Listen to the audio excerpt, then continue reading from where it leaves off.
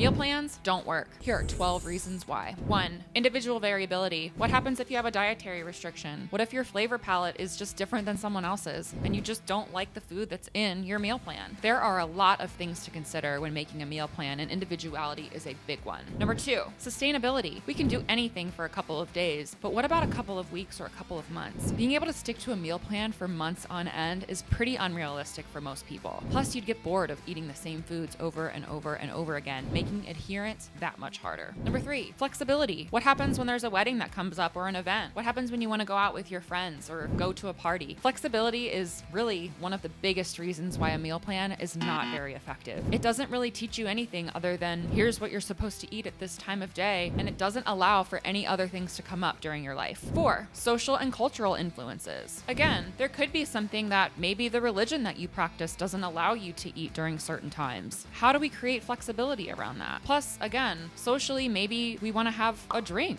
a cocktail. What happens when that's part of our meal plan? Most meal plans don't incorporate a lot of flexibility. 5, inconvenience and time constraints. Preparing specific meals as prescribed by a meal plan can be time consuming, it's cumbersome, it's inconvenient, especially when individuals' schedules start to get busy or change, and you have to have certain cooking skills. This can discourage adherence to sticking to a plan. 6, financial constraints. It can start to get really expensive, or if you have certain budgets that you need to maintain for you or your family, it can be hard to work around that. Buying things on sale and having to navigate certain ingredients that maybe are hard to find. Budget constraints is a big one. 7, medical conditions or nutritional deficiencies. Listen, in a lot of states, it's not even legal for people to be prescribing meal plans unless they are a registered dietitian. So if you have something going on where you're deficient in certain vitamins and minerals and you're following a meal plan that's absent of those minerals, it might not be so good for your health. Plus, if you have a medical condition, obviously you need to be working with your doctor to discuss what nutritional needs you have personally.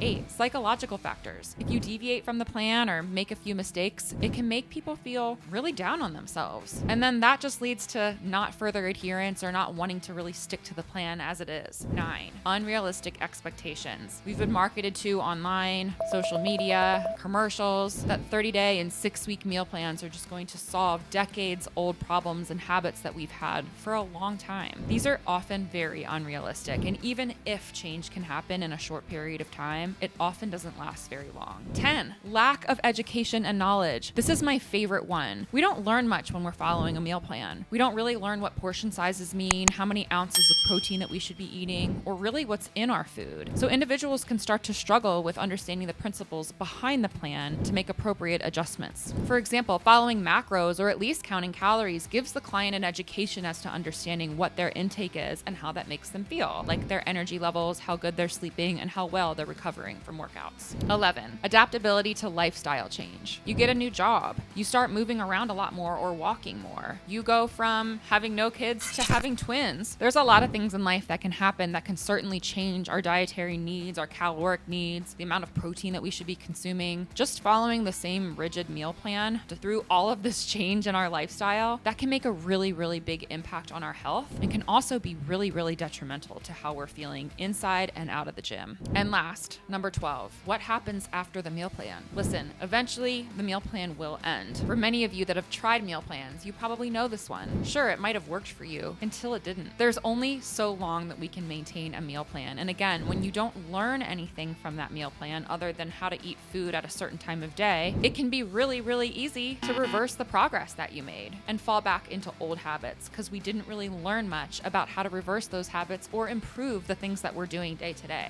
My recommendation, don't follow a meal plan. Learn to track your macros. It might seem like more work in the upfront. Learning how to put foods in an app and weigh your food can seem very cumbersome and overwhelming. But I tell you what, when you learn how to do these things and put in the work just for a couple of weeks, get uncomfortable for a short amount of time, and you will learn for a lifetime how to prepare your food, what's in your food, and how to eat your favorite foods while still making progress and maintaining your progress for the rest of your life.